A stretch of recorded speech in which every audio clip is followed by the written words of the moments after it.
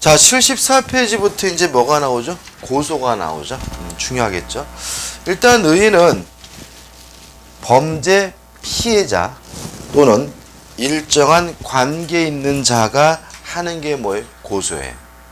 예를 들어서 이런 겁니다. 제가요, 길을 가는데 누가 저를 때렸어요. 제가 맞은 제가 하는 건 뭐예요? 고소. 그죠?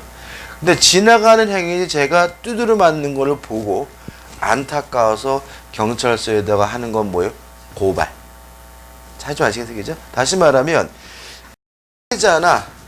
피해자와 일정한 관계가 있는 사람이 해주는 건 뭐예요? 고소. 아무 관계도 없는 사람이 하는 건 뭐예요? 고발. 이렇게 되는 거죠.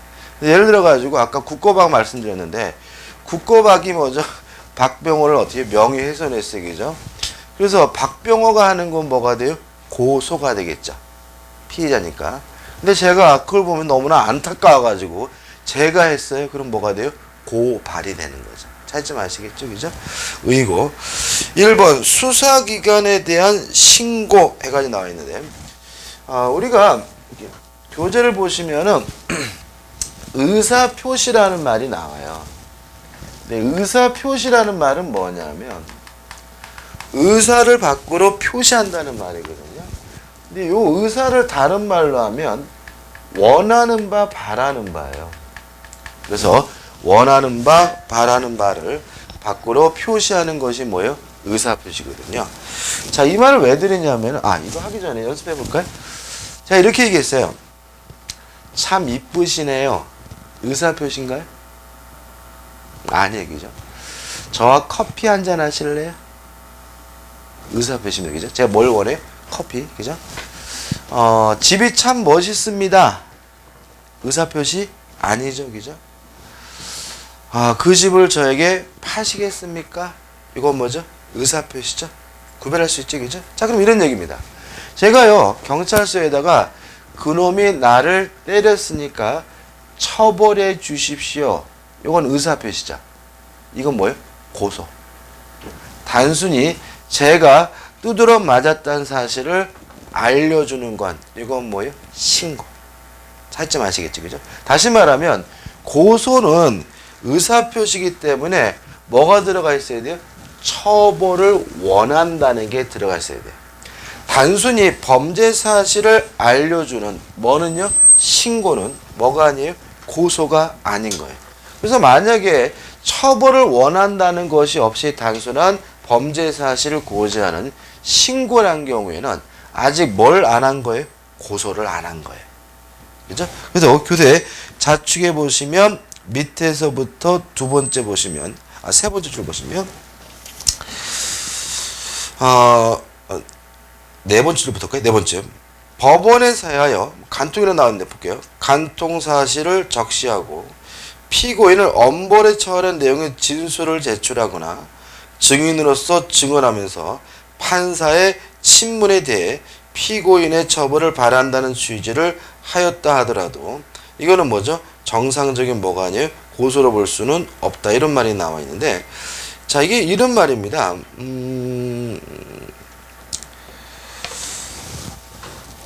두 번째입니다. 의사표시고. 근데 의사표시가 자꾸 찍찍거리기 좀 그러네. 어디다 해야 되냐면 수사기관에 대해서 하는 거죠. 다시 말하면 검찰이나 검사나 사법경찰관에게 하는 것이 뭐예요? 고소인 거죠. 그럼 만약에 법원에다 하는 건 뭐가 아니에요? 고소가 아닌 거죠. 그래서 지금 방금 읽어본 내용은 누구한테 했어요? 법원 판사에게. 따라서 이것은 뭐가 아니에요? 고소가 아니라는 얘기입니다. 그죠? 그 다음 우측에 보신 2번 특정 범죄 사실에 신고해가지고 범죄 사실을 뭘 해야 돼요? 특정을 해야 돼요. 그러니까 다시 말하면 어떤 범죄 사실인지를 특정, 확정해서 해야 되는데 2번 보시면 그럼 이것이 구체적으로 명백해야 되느냐 이 문제거든요. 만약에 고소하기 위해서 그 범죄 사실을 구체적으로 명확하게 해야 된다면 고소하는 사람이 먼저 뭐부터 해야 돼요? 수사부터 해야 된다는 얘기잖아요. 그래서 어떻게 해요? 의미가 없기 때문에 특정 정도는 보시면 어떤 범죄 사실을 지칭하여 처벌을 구하는지 내용을 확정할 수만 있으면 되고요. 구체적이고 상세하게 지적될 필요는 없다는 거 꼭 기억해 두시기 바라고요. 그 다음에 3, 해가 또 3번.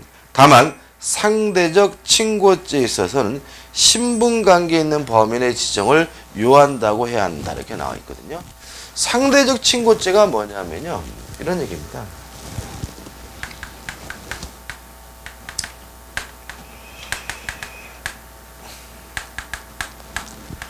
원래는요.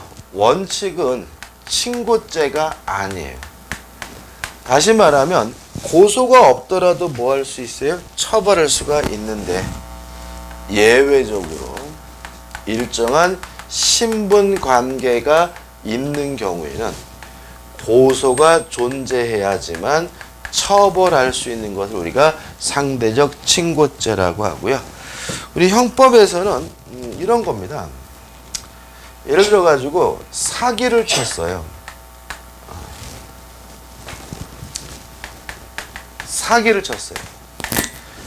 근데 사기를 당했으면 그것은 친고죄가 아니기 때문에 고소가 없더라도 뭐 할 수 있어요? 처벌할 수가 있거든요. 근데 이 사기가 친족 간에 이루어졌어요. 그때는 그것을 처벌하기 위해서 뭐가 필요하냐면 고소가 필요하거든요. 이걸 뭐라고요? 상대적 친고죄라고 해요. 다시 한번요. 제가 제 친구한테 사기당했어요. 그러면 그 사기는 고소하지 않아도 그 친구를 뭐 할 수 있는 거예요? 처벌할 수가 있는 거죠. 제 형이 저를 사기를 쳤어요. 그때는 친족이라는 신분관계 때문에 저의 뭐가 있어야지만요? 고소가 있어야지만 저의 형을 처벌할 수가 있는데 이런 경우를 우리가 먼저 상대적 친고죄라고 하고요. 따라서 만약에 상대적 친고죄에 대해서 고소가 이루어졌다면 그때는 신분관계에 있는 범인을 지정해 줘야 되는 거죠. 우리 행위다 라고 지정을 해야 고소가 성립되게 됨을 주의하시기 바랍니다. 3번 범인의 처벌을 구하는 의사표시를 해야 됩니다. 따라서 단순히 범죄 사실, 피해 사실을 알리는 것은 고소가 아니라 뭐가 돼요? 신고가 됨을 주의하시기 바라고요.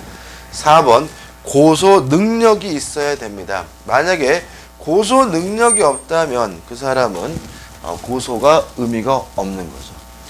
이것도 좀 용어를 좀 정리를 해보면은 이거는 기초입니다. 책을 보다 보면 권리 능력이란 말이 가끔 나와요. 권리 능력이라는 말은 뭐냐면 권리를 가질 수 있는 능력을 권리 능력이라고 하고요. 자연인과 법인이 권리를 가질 수가 있습니다. 따라서 자연인, 인간과 법인만이 뭘 가질 수 있어요? 권리를 가질 수 있고요. 그 두 가지 존재 외에는 어떠한 것도 권리를 가질 수가 없어요. 그 다음에 요 자연인에게는 또 뭐가 있냐면 의사 능력이라는 개념이 있고요. 요 의사 능력이란 말은 뭐냐면 스스로 의사를 결정할 수 있는 능력을 말하고요. 이러한 의사 능력이 결여된 사람을 뭐라 그러냐면 의사 무능력자라고 하고 요 의사 무능력자가 행위를 하면 뭐가 되냐면 무효가 돼요. 근데 이 의사 무능력자가 뭐가 같냐면 책임 무능력자하고 같은 말이 돼요. 그 다음에 의사 무능력자가 지금 배우고 있는 고소 무능력자와 같은 말이 돼요. 그래서 우리가 고소 능력이 있어야 된다는 말은 결국은 뭐가 있어야 된다는 거예요? 의사 능력이 있어야 된다는 거죠. 다시 말하면 스스로 의사를 결정할 능력이 있어야 돼요. 그럼 좀 생각해 보자고요. 그러면 누가 의사 능력이 없고 누가 책임 능력이 없고 누가 고소 능력이 없느냐? 첫째, 유아 어린아이는 의사 능력이 없습니다. 자, 이런 얘기죠. 예를 들어서 5살 먹은 꼬마예요. 그러면 5살 먹은 꼬마도 사람이니까 뭐가 있어요? 권리 능력이 있겠지만 5살 먹은 꼬마가 스스로 뭐 할 수는 없어요? 의사를 결정할 수는 없으니까 고소할지 말지를 결정할 수는 없으니까 뭐가 돼요? 의사 무능력자가 되고요. 두 번째 뭐죠? 만취자죠. 만취자. 술을 이빠이 처먹었어요. 그래가지고 지금 어떤 상태입니까? 막 병기를 부여잡고 막 무릎 꿇고 기도하고 있고 그죠? 막 먹은 거 확인하고 빈대떡 붙인다나 그러네. 필름 막 끊어지고 완전 이런 상태인 거예요. 이런 상태에선 스스로 뭐 할 수 없어요? 의사를 결정할 수가 없으니까 걔는 뭐예요? 의사 무능력자예요. 따라서 자신의 행위가 뭐가 돼요? 무효가 되고 책임지지 않고요. 이런 상태에서는 뭐 할 수 없는 거예요? 고소할 수가 없는 거죠. 그게 이래시죠, 그죠? 그래서 재밌는 거는 여기서 이제 우리가 법관장은 달라져요. 책임 무능력자죠. 그죠? 그래서 만약에 만취 상태에서 범죄를 저지르면요, 무죄예요. 자신에게 대해서 뭐라 안 져요? 책임은 안 져요. 그래서 우리 형법 어떻게 되냐면 완전히 필링 끊어지고 만취된 상태라면 법적으로 뭐 할 수 없어요? 처벌할 수 없고 무죄 판결해야 되고요. 그 정도에 이르지 않았다면 형을 깎아줘요. 최근에 술 먹고 범죄했다는 이유로 형을 깎아주는 경우가 뉴스에 나오고 그럼 댓글에 어떻게 해요? 뭐 이런 거지같이 술 처먹고 했으면 더 나쁜 거지 막 난리 나잖아요, 그죠? 어제 제가 오늘 아침에 뉴스 보니까 술 먹고 이렇게 119 구급대 그죠? 막 폭행하는 게 막 나오더라고요, 그죠? 그래가지고 뭐 밀리 월급 못 받았다고 앰뷸런스 끌려가면서 뭐 구급대원을 막 때리고 또 자기 와이프가 이렇게 구급차 실려하는데 구급대원이 와이프애들께 이불 덮어줘서 남편이 막 때리고 막 그러더라고요. 근데 보니까 그건 대부분이 뭐냐면 술 때문에 그러거든요. 그런 경우에는 뭐죠? 형벌을 뭐예요? 면제해 주거나 뭐죠? 처벌을 뭐죠? 감형해 줍니다. 그러다 보니까 이제 대부분이 뭐예요? 처벌받지 않고 풀려나는 게 많다 해서 문제가 나오는데 저는 뭐가 옳고 그런지 모르겠어요. 아무튼 이런 사람들의 행위는 책임지지 않아요. 그 다음에 세 번째로 수면 중인자 자빠져 자고 있는 사람도 뭐죠? 제한 의사 무능력자로도 자기 행위에 대해서 뭘 지지 않아요? 책임을 지지 않아요. 물론 형사법에서 가장 의미가 있는 것은 뭐예요? 유한데 이게 좀 애매해요. 그럼 몇 살부터 의사 능력이 있고 몇 살부터 고소 능력이 있느냐라고 물어본다면 잘 모른다가 답이에요, 이게. 왜냐하면 사람에 따라 달라요. 예를 들어서 8살 먹은 꼬마라 하더라도 걔가 똘똘하고 그러면 어떻게 해요? 고소 능력이 인정될 수가 있고요. 만약에 18살 먹었다 하더라도 걔가 뭐죠? 띨띨하다면 그에게는 뭐죠? 고소 능력이 없을 수도 있는 거예요. 사람에 따라 뭐죠? 다르고 케이스 바이 케이스예요. 그래서 우리 통상적으로 우리 판례는 한 12살, 13살 요 정도 되면은 뭐죠? 의사 능력, 고소 능력을 인정하고 있고 거기 경계쯤에. 근데 만약에 한 10살 정도까지는 의사 능력, 고소 능력을 뭐 하고 있어요? 부정하고 있다 정도만 좀 기억해 두시기 바라고요. 따라서 고소가 이루어지려면 그 사람에게 뭐가 있어야 돼요? 고소 능력이 있어야 되겠죠. 그래서 판례가 몇 살짜리한테요? 13살짜리에게 고소 능력을 인정하고 있고요. 그 다음에 14살짜리 아이가 정신지체아예요. 그럼 일단 14살이란 나이도 문제지만 정신지체도 있으니까 일단 뭐가 없는 것으로 보게 되는 거예요? 고소 능력이 없는 것으로 봐야 되는데 문제는 1년 5개월이 지난 후에 자세히 뭐죠? 설명하고 있다면 그 사람의 지적 능력은 뭐한 것으로요? 고소 능력이 있다라고 봐야 된다라고 판시하고 있는 거죠.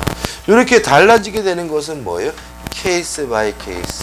사람에 따라 다르고 때에 따라 다른 것이 뭐죠? 고소 능력이 있기 때문에 그렇습니다.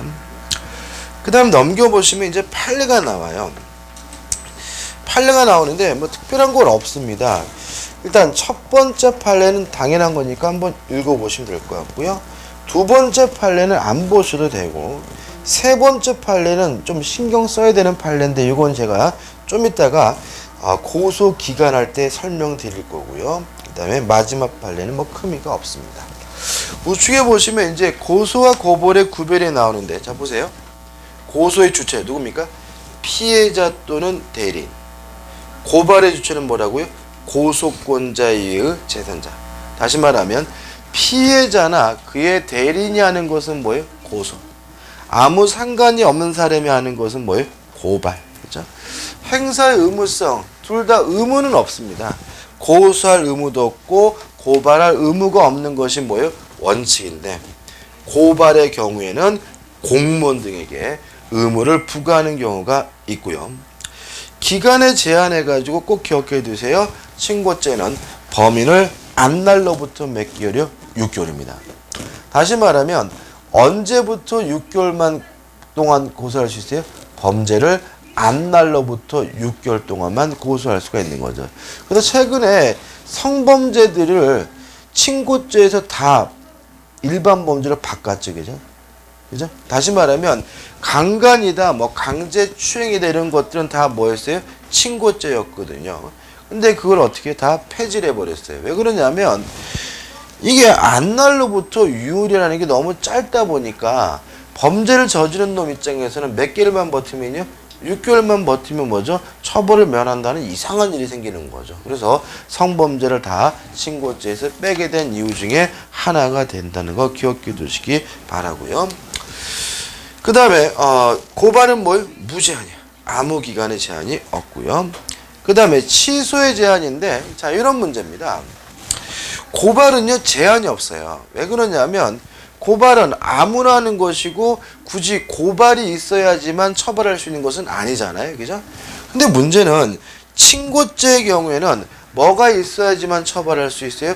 고소가 있어야지만 처벌할 수 있는 거죠. 그럼 만약에 친고죄의 경우에는 고소했다가 취소하면 수사 중단해야 되고요. 고소했다가 취소하면 재판도 뭘 해야 돼요? 중단해야 되는 거죠. 논리 따라오시나요? 다시 한번요. 친고죄는 고소가 있어야지만 뭐 할 수 있어요? 처벌할 수가 있는 거니까 고소권자가 만약에 고소를 취소한다면 수사하던 거 뭐 해야 돼요? 중단해야 되고 그죠? 재판하던 거 뭐예요? 중단해야 되니까 그 취소 기간에 뭐가 있는 거예요? 제한이 있는 거예요. 어떻게 말할 수 있죠?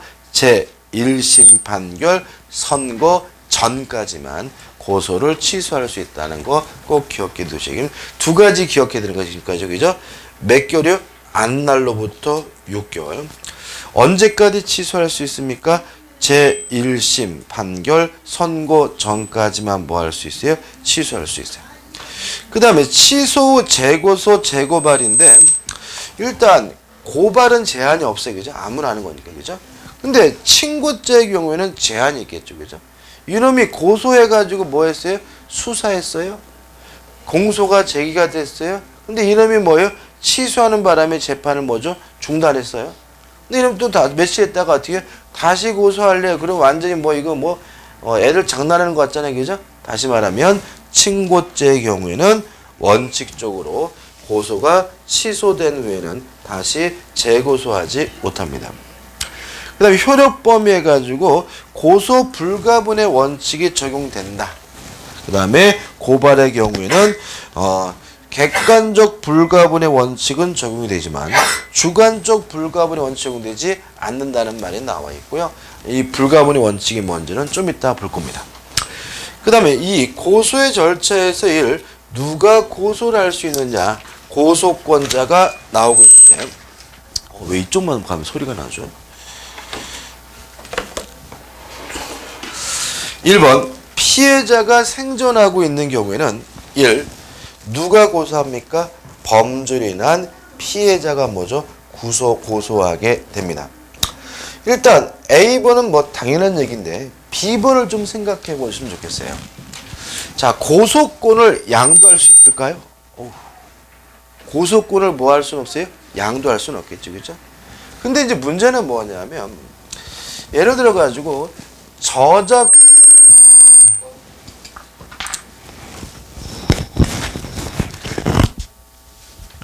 왜 이렇게 삐삐거리죠? 마이크를 이렇게 제가 잘못 잡았나 봐요. 다시 한번. 자, 원칙적으로 고소권은 양도할 수가 없는 거죠, 그죠? 예를 들어 제가 고소권인데 10만 원 먹고 다른 사람한테 고소권을 판다. 이런 건 어떻게 해요? 안 되는 거예요, 그죠? 자, 근데 문제는 뭐냐면 저작권이나 특허권에 관한 침해 경우에는 저작권에 관한 침해를 받은 사람 뭐 할 수 있어요? 고소할 수 있고요. 특허권에 관한 침해가 있는 사람도 뭐 할 수 있는 거죠? 고소할 수가 있는 거죠. 그죠? 근데 문제는 요 저작권 특허권이 양도가 됐어요.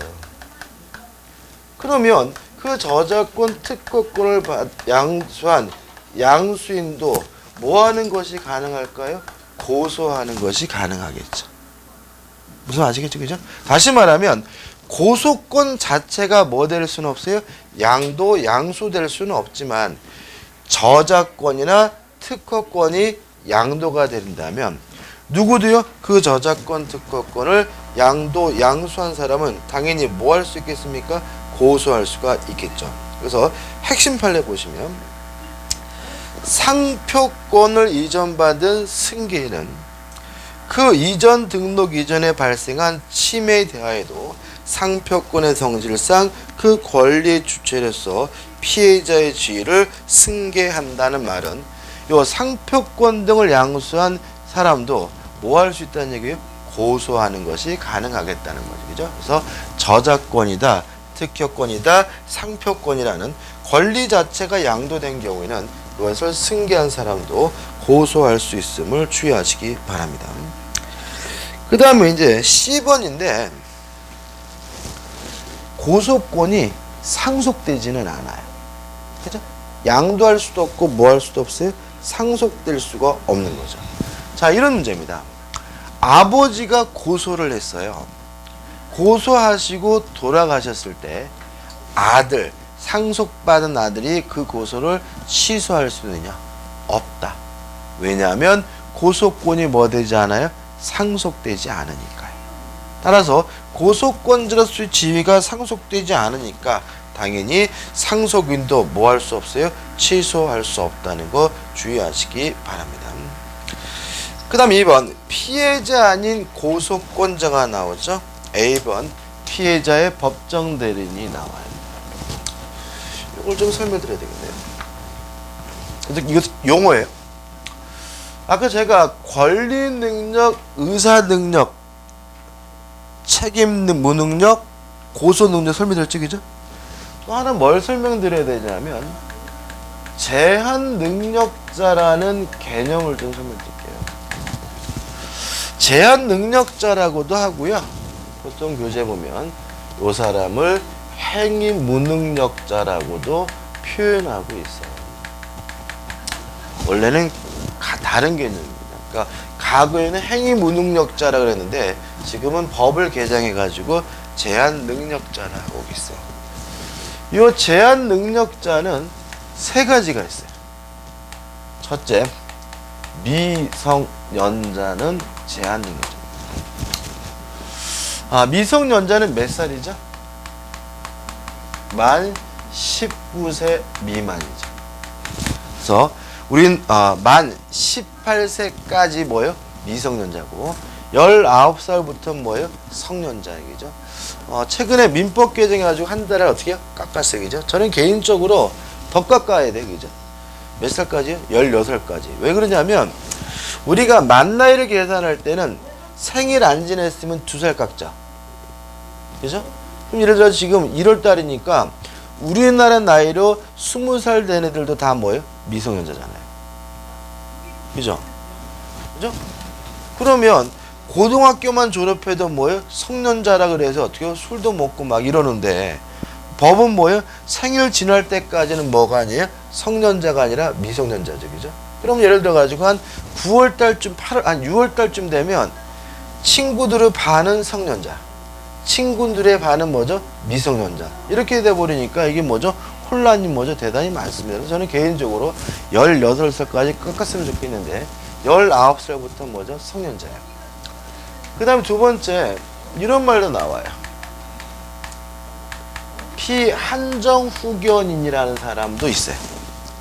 피한정후견인이 누구냐면요, 능력이 부족한 사람으로서 법원으로부터 한정후견 선고가 있는 사람 우리가 피한정후견이라고 하고요.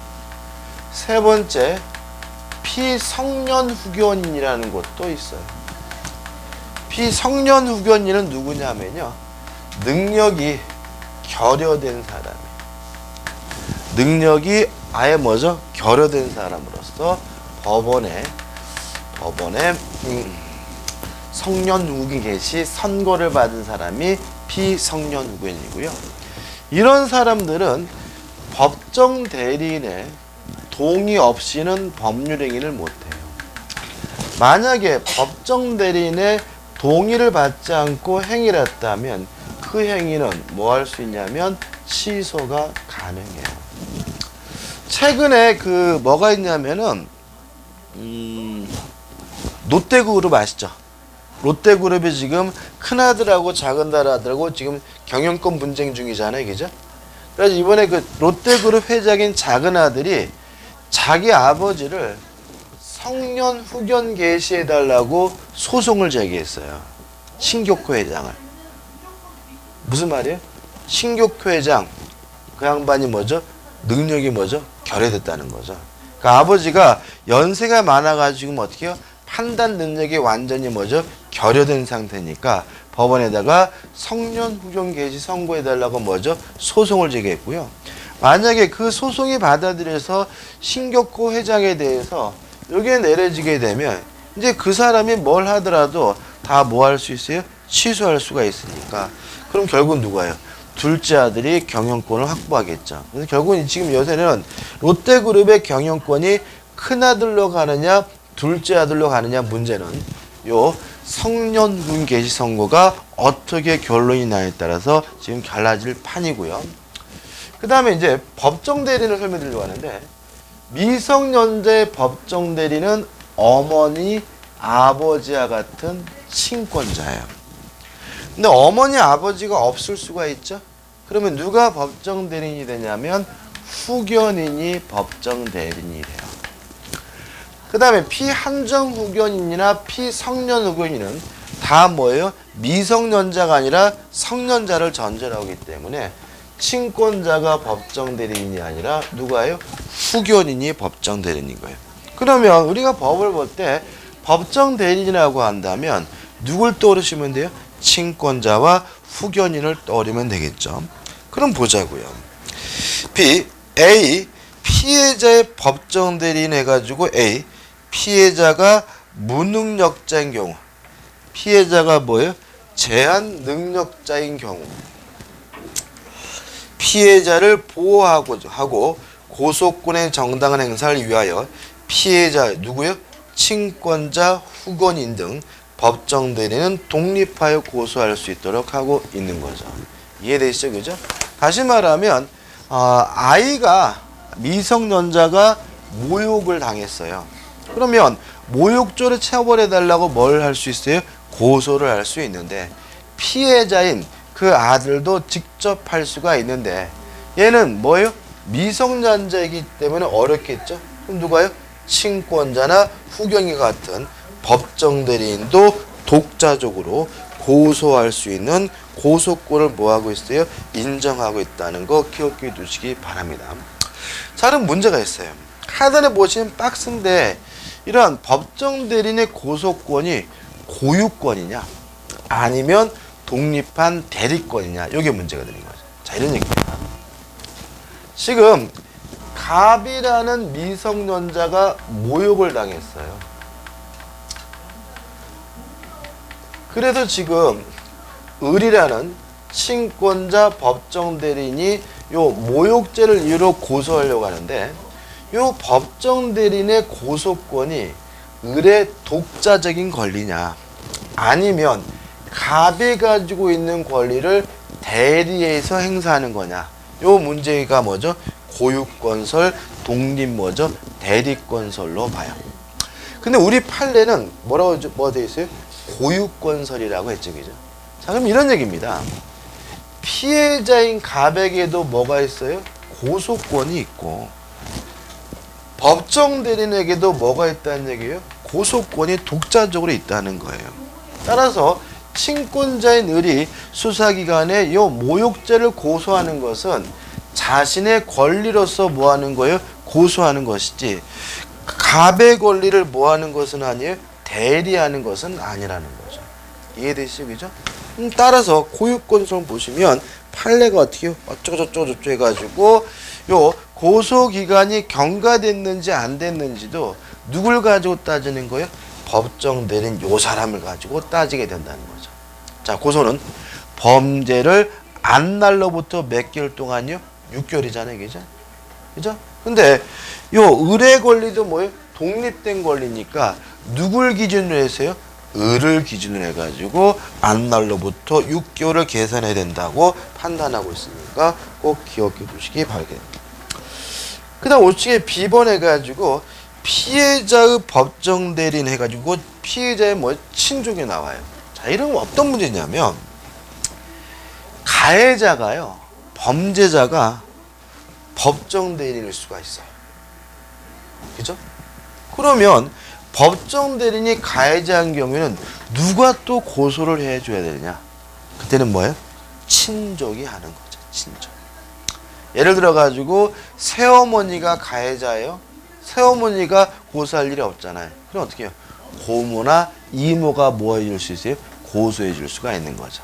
따라서 이렇게 실질적으로 고소권자가 고소를 하지 못하거나 또 법정 대리인이 가해자인 경우에는 법정 대리인 이외의 피해자의 친족도 뭐 할 수 있어요? 고소할 수 있도록 하고 있는 거죠. 그래서 가장 신고는 어머니, 아버지가 뭐죠? 범죄자라면 누가요? 고모, 이모, 작은아버지가 뭐 해줄 수 있어요? 고소해 줄 수 있다는 거 기억해 두시 바라고, 판례는 중요한 건 아닙니다. 2번 피해자가 사망한 경우가 나와 있죠. 그때는 1. 배우자, 직계친족 또는 형제, 자매가 뭐합니까? 고소를 합니다. 자, 근데 조심할 것은 뭐냐면 명시적 의사에 반하지 못한다 이런 말이 나와요. 그죠? 자, 이게 무슨 말이냐면 모욕을 당했어요. 근데 모욕을 당했는데 이분이 뭐죠? 그 모욕에 어떻게 해요? 너무나 수치심을 느껴가지고 자살을 하신 거야. 그러면 돌아가셨으니까 누가 고소해 주는 거예요? 배우자, 직계친족 또는 형제자매가 뭘 해주는 거예요? 고소를 해주는 거죠. 그죠? 근데 문제는 이 양반이 자살하면서 거기다 뭐라 적어놨냐면 내가 비록 자살하지만 요 나쁜 놈을 처벌하지는 마라. 우리가 처벌 안 하더라도 반드시 하늘이 이놈은 천벌을 내릴 거다. 이렇게 명시적으로 불처벌의 의사를 뭐예요? 표시해놨다면 여기 나와 있는 배우자나 직계친족, 형제자매는 뭐 하지 못합니까? 고소하지 못하게 된다는 거 기억해 두시기 바랍니다. 그 다음에 핵심 판례 보시면 친족 또는 자손해가지고 나와있죠. 사자 명예훼손죄라는 게 있어요. 사자라는 말은 뭐예요? 돌아가신 분의 명예를 훼손한 경우고요. 이때는 친족에는 누가요? 자손이 고소할 수가 있는 거죠. 최근에 사자 명예훼손죄와 관련돼서 가장 유명한 분이 누구죠? 이분이죠. 모르세요? 배설장군. 아우, 이거 관심이 없어. 노량이랑 영화에 나왔잖아. 그래도 몰라요? 노량 영화 작년이잖아요, 그죠? 영화에 3천만 년 동안 된 영화, 거기서 배설이라는 인물이 등장을 하는데 그 배설이라는 인물이 이순신 장군의 뭐죠? 부하인데 완전 또라이에다가 뭐 막 겁쟁이에다가 막 이런 식으로 묘사가 되어 있거든요. 이름이 뭐예요? 배설이야, 진짜 이름이. 그래서 이 배설 장군의 후손들이 노량 영화 제작사를 상대로 사자 명예훼손죄로 뭘 했어요? 고소를 했다. 이런 게 뉴스에 막 나왔는데 작년에. 노량 보셨어요? 노량 안 봤어요? 명량명. 명량명. 그럼 얘기를 하지. 명량. 이 편 나오네. 명량이라는 영화에서 요 배설이 뭐죠?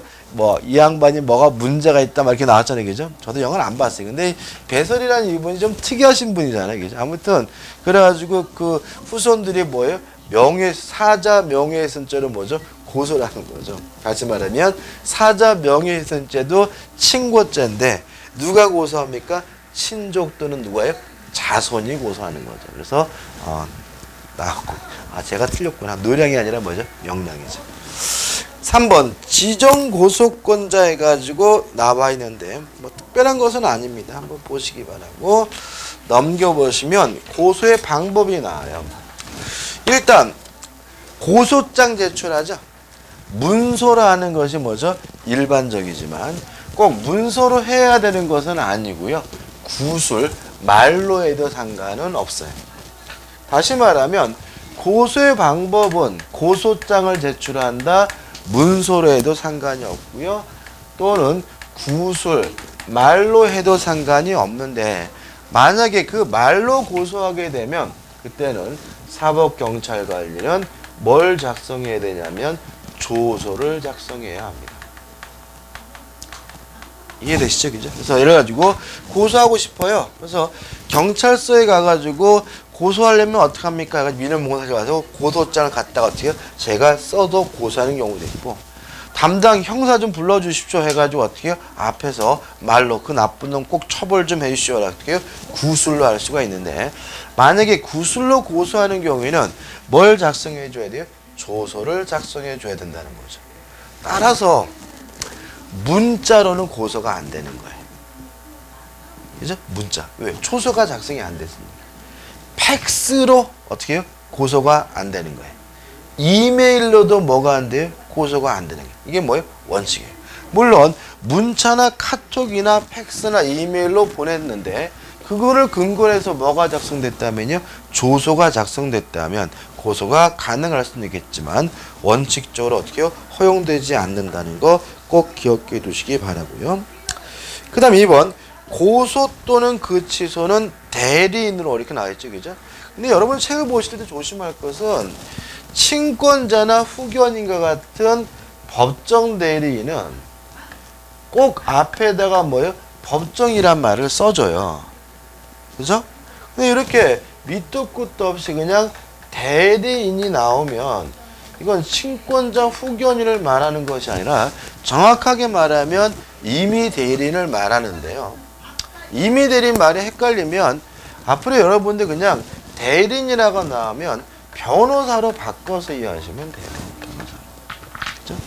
그럼 이런 거잖아요. 아까 말씀드린 것처럼 이런 얘기죠. 자, 미성년자가 범죄를 당했어요. 그러면 법정 대리는 자신의 권리로서 뭐 할 수 있어요? 고소할 수가 있는 거죠. 근데 저는 미성년자가 아닌 성년자인데 제가 범죄를 당했어요. 그러면 제가 직접 가가지고 고소할 수도 있지만 변호사한테 고소하라고 시킬 수도 있잖아요. 그때는 누가 고소해 준 거예요? 대리인이 고소하는 거죠. 그래서 우리는 앞으로 책을 보실 때 별말 없이 대리인이 나오면 뭐예요? 변호사를 떠오르시기 바라고요. 그 다음에 법정 대리인 나오면 뭐예요? 친권자 후견을 떠놓으시고 두 가지가 같은 것이 아님을 주의하시기 바랍니다. 따라서 고소는 직접 가서 할 수도 있지만 변호사를 통해서 대리인으로 하여금 할 수 있음을 주의하시기 바라고요. 3번 처벌을 희망한다는 뭐가 있어야 돼요? 의사 표시가 있어야 돼요. 자, 그 다음에 이제 이런 말이 있습니다. 3번에서 고소 조서는 반드시 독립된 조서일 필요는 없다 이 말이 나왔죠, 그죠? 자, 그럼 제가 방금 뭐가 필요하다고요? 조서를 작성할 필요가 있다 그랬죠, 그죠?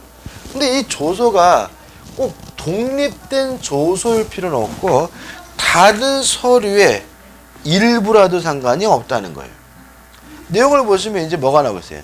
이 양반이 지금 참고인으로서 진술하고 있었어요. 그래가지고 참고인 진술 조서를 이렇게 쭉 봤는데 중간에 뭐라고 말했냐면 그 나쁜 놈 꼭 처벌 좀 해주십시오라는 내용이 들어가 있다면 이거 들어도 뭐가 되는 거예요? 고소로서 충분하다는 거죠. 다시 말하면 독립된 조소일 필요는 없고 참고인 진술조사 같은 것의 일부라 하더라도 그 내용이 처벌을 희망하는 내용이라면 고소가 될 수 있음을 주의하시기 바랍니다. 그 다음에 핵심 판례 가지고 첫 번째 판례는 보시면 될 거고요. 두 번째 판례는 뭐냐면 이겁니다. 인터넷 들어갔어요. 그죠? 검찰청 홈페이지 들어가가지고 뭐죠? 게시판에다가 내가 이런 일을 당했는데 그 개자식을 꼭 처벌해 주시라고 이렇게 인터넷 게시판에다 올린 것이 뭐죠? 고소냐? 고소가 아니다. 그죠? 고소가 아니죠? 따라서 결론 보시면 경찰청 밑에서 다섯 번째 줄이죠. 네 번째 줄, 다섯 번째 줄. 피해자가 경찰청 인터넷 홈페이지에 피해자를 철저히 조사해달라는 취지의 민원을 접선 형태로 피고인에 대한 조사를 촉구하는 의사표시를 한 것은 형사소송법에 따른 적법한 고소로 보기는 어렵다라는 것이 우리 판례의 입장이 되는 거죠. 그 다음에 맨 밑에 보시면 대리고소의 경우에 고소기간 얘기죠. 자, 조심하실 게 제가 우리 홈페이지 질문이 올라가셨던데 자, 친권자나 후견인과 같은 법정 대리는 이 양반이 가지고 있는 고소권은 이 사람의 고유한 권리인 거죠. 따라서 안날로부터 6개월이라는 그 기간을 계산할 때는 누굴 기준으로 해요? 법정 대리인을 기준으로 해서 뭐죠? 기간을 산정해야 되는 거죠. 근데 대리인, 임의 대리인, 변호사의 고소권은 이 사람은 고소권이 없는 거죠. 원래 피해자가 가지고 있는 고소권을 뭐예요? 대리해서 행사하는 것이니까 이 사람은 누구를 기준으로 해가지고요? 피해자를 기준으로 해가지고 그 기간이 경과됐는지 안 됐는지를 뭐예요? 따져봐야 되겠죠? 이해되시겠죠? 맨 밑에 보시면 대리고소인이 아니라 누구죠? 정당한 고소권자를 기준으로 고소권자가 범인을 알게 된 날로부터 기산한다. 범인을 알게 된 날로부터 6개월이 지나면 고소권이 뭐가 돼요? 소멸돼요. 그래서 우리 더보용 홈페이지 질문한 내용 보니까 그분은 지금 요 법정 대리인과 대리를 뭐죠? 동일하게 이해하셔서 질문하신 것 같다는 말이죠. 조심하시기 바랍니다. 그 다음 우측에 보시면 3번 해가지고 고소의 기간이 나와요. 1. 친고죄. 아까 했죠. 범인을 알게 된 날로부터 6개월입니다. 다만 불가항력 사유가 있다면 그 사유가 없어진 날로부터 시작하게 됩니다. 따라서 가장 중요한 것이 뭐냐면 고소 능력이 없었어요. 이 사람이. 예를 들어서 이 사람이요 사고를 당해가 지금 혼수 상태예요. 혼수 상태에서 1년이 지났어요. 그러면 혼수 상태에 누워있는 이 사람은 명백히 뭐예요? 의사 무능력자고 고소 무능력자죠.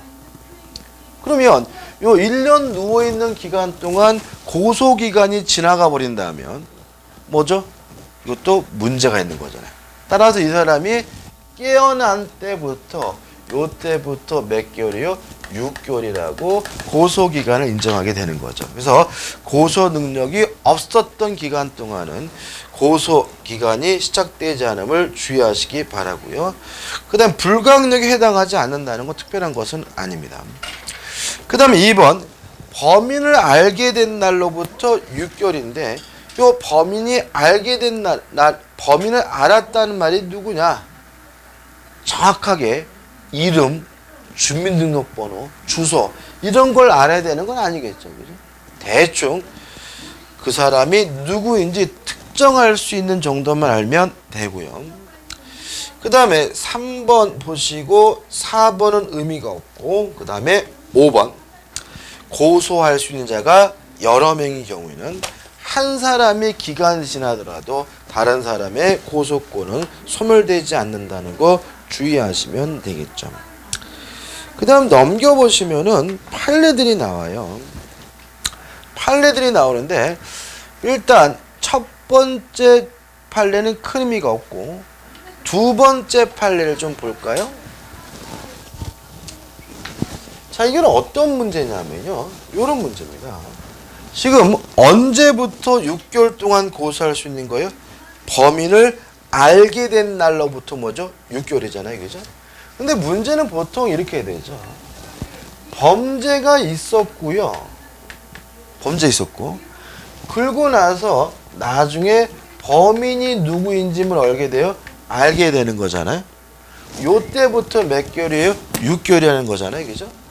근데 문제는 이게 거꾸로일 수가 있어요. 예를 들어 가지고 요때 범인을 알게 됐어요. 알게 됐는데 알게 된 상태에서 침해가 뭐죠? 계속되다가 요 시점에서 범죄가 종료가 됐어요. 그럼 이때는 알게 된 때부터 6개월이 아니라 범죄가 종료된 때부터 뭐죠? 6개월을 계산해야 된다는 판례예요. 예를 들어 볼게요.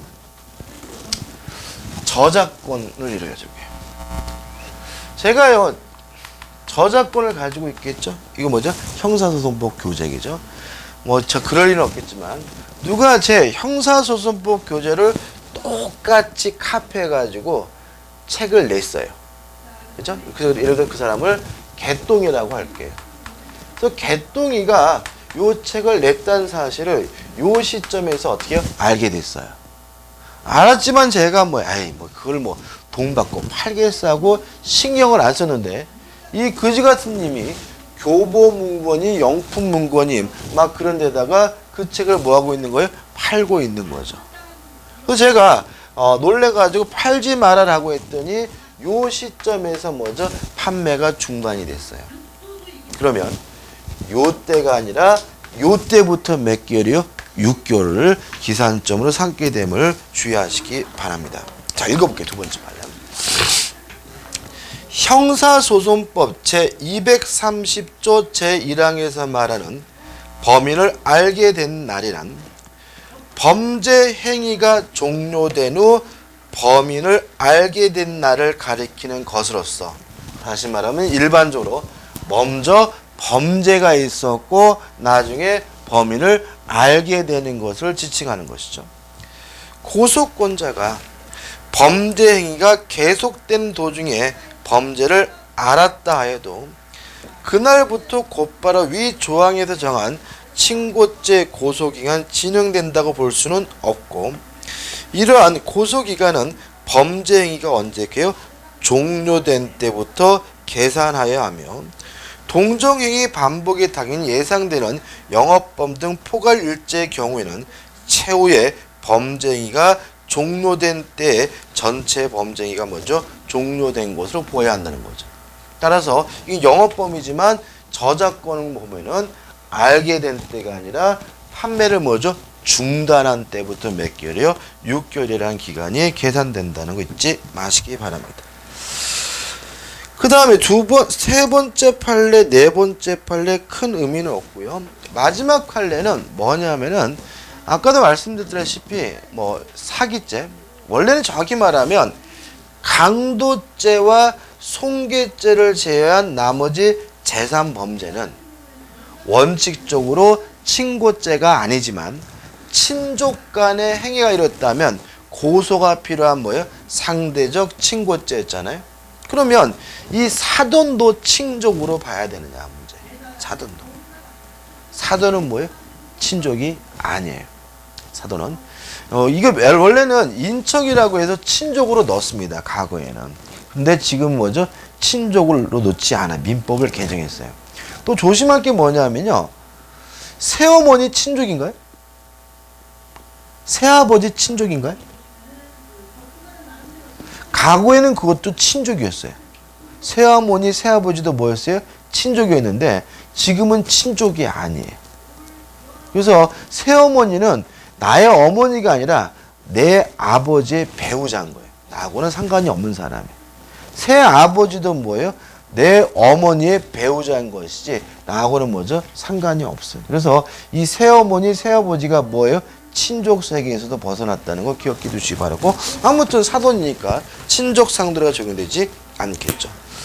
그 다음 우측에 보시면 포괄 일제의 고소기간의 기산점 해가지고 저작권을 가지고 여기가 또 나왔으니까 한번 좀 읽어보시기 바라고, 그 다음에 저작재산권 침해에 대한 고소기간의 기산점 또 나왔죠, 그죠? 이것도 뭐예요? 요 얘기예요. 그래서 요거에 관한 판례가 지금 3개나 나왔고 앞에도 또 있었거든요. 이게 나오는 이유가 뭐죠? 시험에 잘 나와서요. 그래서 우리가 범죄를 저지르고 나중에 범인을 알게 되면 범인을 안 날로부터 뭐예요? 6개월이지만 알게 됐는데도 불구하고 계속 범죄가 지속되고 있다면 범죄가 종료된 날로부터 6개월을 기산점으로 삼게 됨을 주의하시기 바랍니다.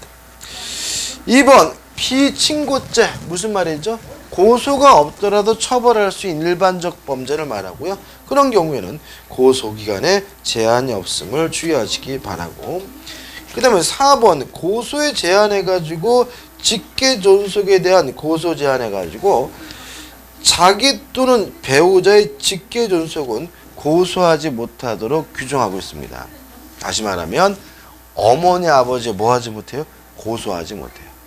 또 장인 장모도 뭐 하지 못해요? 고소하지 못합니다. 그 정도는 기억하시고, 간통죄 고소 제한은 볼 필요 없겠죠? 왜? 간통죄가 폐지됐으니까요. 넘겨보시면 판례들이 나오는데 한번 보시되 큰 의미는 없는 판례니까 굳이 안 보셔도 됩니다. 좀 쉬었다가요 85페이지 고소 불가분의 원칙을 보도록 하겠습니다.